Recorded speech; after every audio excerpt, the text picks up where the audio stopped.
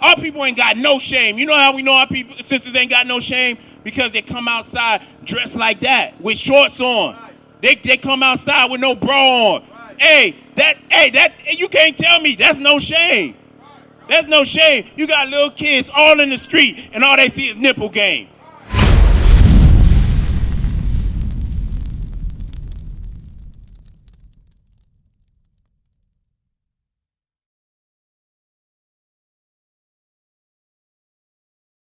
I want to show y'all something as far as the way we supposed to dress as men and women. Because Melissa, you're a woman, and Rose, you're a woman, and Eddie, right? You're a man, right? We got that across the board. And this is a young man. What's up, young man? What's your name? Martin. You said Martin? Like Martin Lawrence? All right, what's up, Martin? Hey, what it do? All right, so listen, real quick, Melissa. Wait, Melissa. Read this. The book of Deuteronomy, chapter 22, and verse 5. The woman shall not wear that which pertaineth unto a man, neither shall a man put on a woman's garment. So I'm going to start with you, my brother. Eddie, real quick question. Should a man be walking around with a woman's garment? Hey, Martin, would you wear a dress to school? Why? That's for girls. You see how easy that is? Now I want to ask y'all two young ladies something. Rose and Melissa. Would y'all wear stuff that pertain to a man? Would you put on man clothing? Would you put on man's clothing? You would. All right. How about I tell you both of y'all got on man's clothing right now? Both of y'all are dressed identically to these young. Look, you got on shorts, he got on shorts. Ain't no difference. She got on pants, he got on pants. You see that? Hey, you do got on shorts. Ain't no girl shorts. Now I want to ask you a question because it was asked before. Wait, read that last part. What is it? Because it's a what? Because this is an abomination unto the Lord thy God. So God says when men and women cross-dress, it's an abomination. God does not deal with it. He said it's disgusting. It's like a dog walking by right now, throwing up on the ground, and Eddie getting the spoon like, damn, dinner served. And he start eating it. Y'all would be grossed out. Eddie wouldn't do that. Eddie got more sense than to do that. But that's how God feels when y'all cross-dress. You understand that? So I got another question. Now let's see what God feel about this. Leviticus 18 and verse 22. Read that. The book of Leviticus, chapter 18 and verse 22. Thou shalt not lie with mankind as with womankind. It is an abomination. Wait. God just said if two rods come together, it's an abomination. If two cabbage patches come together, it's an abomination. Meaning those two ain't supposed to come together because God didn't make it that way. And he compared both of them to what? What did he both call men dressing like women and women dressing like men? What was the word that he used? He said it's a what? Now, I'm going to ask you. Now, when he said, when two men lay down together and two women lay down together, what did he call that? He called it the same word. What was it? Come on, Rose. Abomination. Abomination. So, now the question is, how do y'all feel about the gay movement, the LGBTQXYZAABCDD? You know what I mean? What y'all feel about it? What y'all feel about it? What about the transgenders? What y'all feel about that? It do got something to do with you because it affect your community. Because guess what? When you dress like that, you saying it's okay. You saying, hey, it's cool. Now, let me ask you a question because, Eddie, you a little bit older. When you were young, was all that stuff going on? Nah, that stuff, they didn't play that stuff. Now, hey, look, Melissa about to jet it. Okay, you getting comfortable. So, let me ask you a question, Rose. Were you always a woman? You were born a woman, right? So, how do you feel about men taking your women? I mean, taking your men. How you feel about men taking your men? These transgenders look just like women now. How do you feel about that movement? Are you in that lifestyle? You used to be. You know how we can tell you used to be? Because how you dress. It's all in your look. It's all in your posture. Hey, I'm happy you're not lying. But you know, but now, wait, but now you're not in it. Why aren't you in it anymore? You going through what? A transition? Oh, you going through a situation. So, being that, you know why you're going through that situation? Hosea 5:15. I'm going to show you why you're going through it. Because God put curses on us for being disobedient. When we don't listen to God, God punishes us. Hey, don't let Javier distract y'all, man. He's snapping about his bike. Hey, Josh, leave Javier alone. Hey, read that. The book of Hosea, chapter 5, and verse 15. I will go and return to my place till I acknowledge their offense. Till we acknowledge our offenses. So God returned to his place. Wisdom of Solomon, chapter 14 and verse 25. Verse 26. Disquieting of good men, Read above. so that there reigned in all men without exception blood, manslaughter, theft, and dissimulation, corruption, unfaithfulness, tumults, perjury, disquieting of good men. So nowadays our sisters disquiet good men. Y'all can have a good man trying to take care of you and trying to do stuff for you, and you know what y'all do? Y'all shut that good man down. You smile, Melissa, like you been there before. Hey, I know you been there before, Rose. You never been there? You got a good man. Oh, he too nice. Oh, he too sweet. Oh, he do everything I want him to do. Oh, I don't like that. I want a hood nigga to slap me in the back of my forehead so I can feel a little bit better. Hey, Melissa, go on now. Hey, read. So that there reigned in all men without exception blood, manslaughter, theft. Skip down. Disquieting of good men, forgetfulness of good turns, defiling of souls. So defiling of souls. Do y'all understand when y'all don't care about that movement? Y'all don't care if people in your community are following that homosexual lifestyle. You know that is a negative. That is what did God call it? Read it. Disquieting of good men, forgetfulness of turns, defiling of souls. That's defiling your soul. Because if you don't say anything about it, that means you're in agreement with it, meaning you don't care. Read on. Changing of kind, disorder in marriages. So it said changing of kind. Hey, now all you got to do is just go see the white man, the same person that did this. You trust him to give you a good surgery where you going to come out on top. Right. Guess what? God ain't with you when you go on that surgery because you already doing something against God. Right. So you might get put to death. Hey, and you know what's crazy too? Is a lot of times we say, God know my heart.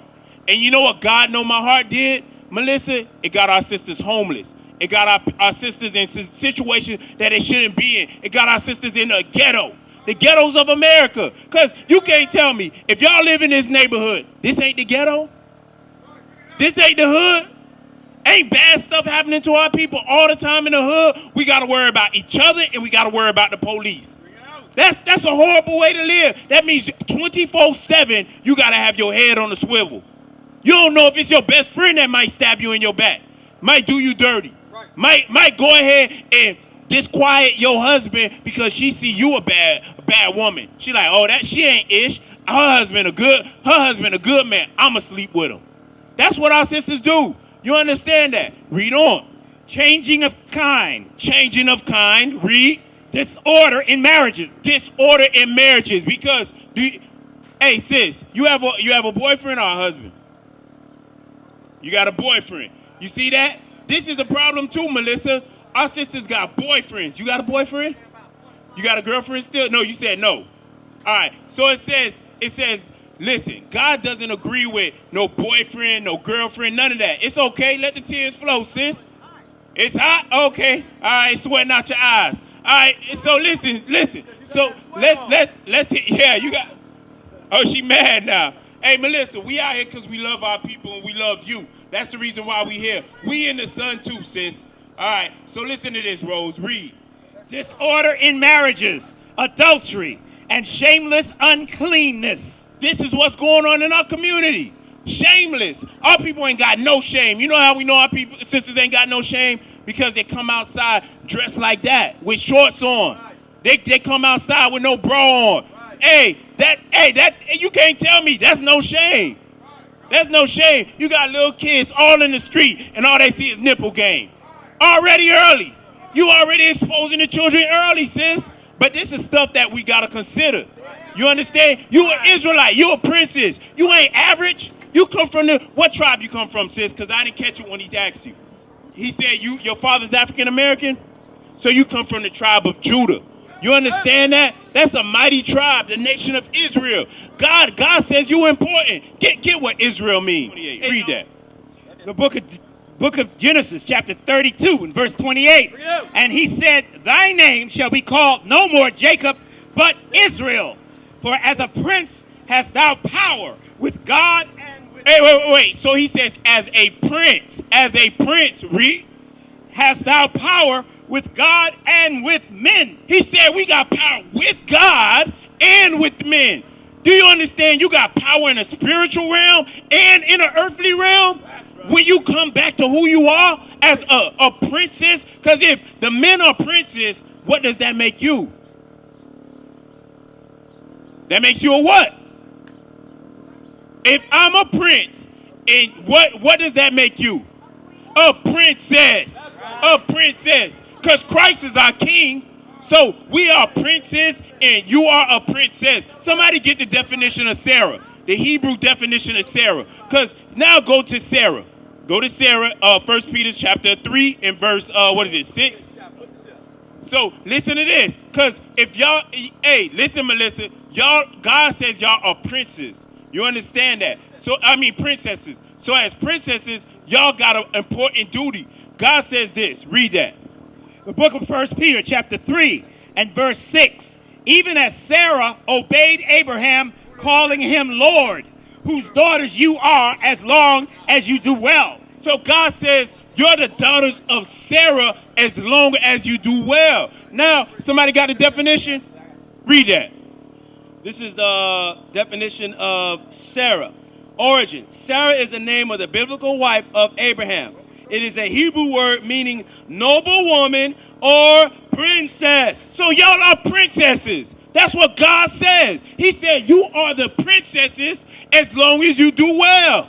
Meaning you come from a royal stock. But in that royal stock, y'all can't be defiling your body. Just like I see you got a lighter in your hand. That means you probably smoke, right? You smoke cigarettes? You smoke weed. That's a problem. Princesses don't smoke weed. Right. Princesses don't need to get high. Right. Why? Because they don't live in the ghettos of America. Right. That's part of the reason why you smoke, because you're oppressed. Because life make you smoke. I used to smoke, and I used to think it used to get me, it made me forget about life for a minute. It made me feel good for a moment. When you smoke, you have a little drink sometimes, it make you feel good. So do you smoke because it make you feel good? Right. You smoke, Melissa? You drink. That's the reason why you homeless, Melissa. Because you drink.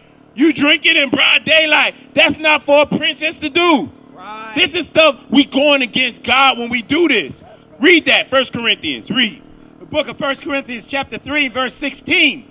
Know ye not that you are the temple of God? So God just said you got power with God and with men when we read about the meaning of Israel. Meaning we're a prince that has power with God and with men. And now it says, don't you know that you are the temple of God? That means your bodies are not yours. Read.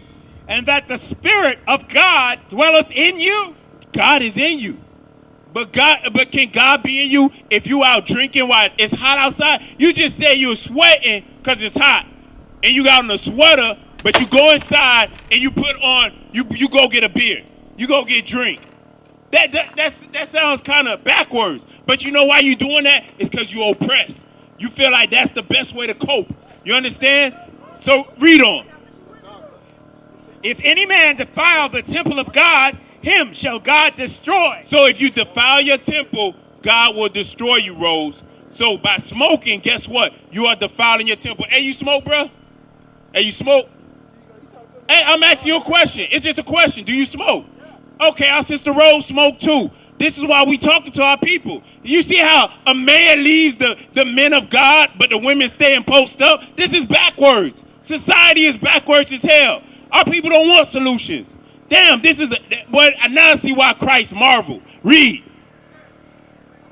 If any man defile the temple of God, him shall God destroy. For the temple of God is holy, which temple ye are. God says your temple is supposed to be holy. So I'm telling y'all tighten up and y'all do what God says. And part of making your temple holy is dressing how you're supposed to dress. acting how you're supposed to act, dressing how you're supposed to dress. Because I'm telling you right now, Melissa, God will help you out of your position if you make the appropriate changes. You understand?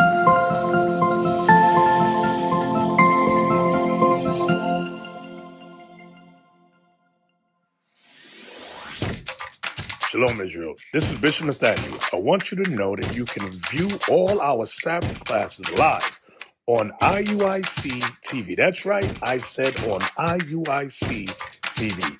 Download the app today. Shalom. What is the nation?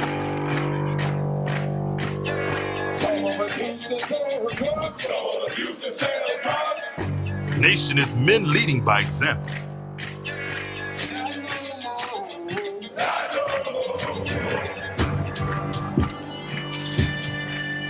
Nation is family.